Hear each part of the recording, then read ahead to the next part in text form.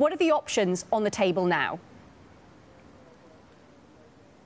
Good morning to you, Neighbour. Well, the options really fall into two camps. There are two strands to keep an eye on. One is Theresa May's deal itself, which comes back to the House for meaningful vote number 3 next week. The other is activity that's taking place, Jeremy Corbyn and members of the Conservative Party even meeting to talk about other options, indicative votes and ways forward. And that could lead us into a whole unknown path and territory and a much longer delay. So which one of those wins out next week certainly has a bearing on just how long a delay Theresa May goes back to Brussels to ask for. Could it be just 3 months, or could it be something much more substantial?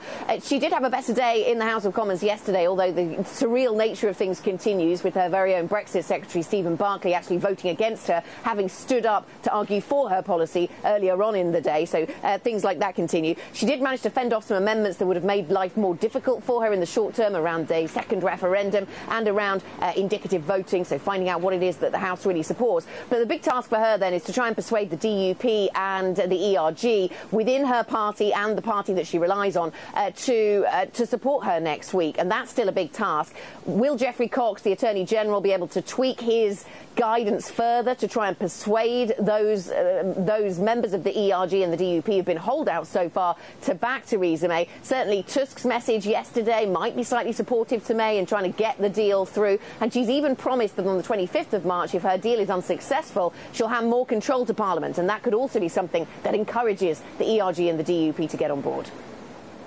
Yes, great point about March 25th. Let's turn to you, Maria. Will Brussels actually give an extension, and what might the terms be? Right, Naira. Well, the request has been made, and it looks very unlikely that member states will veto this petition for more time.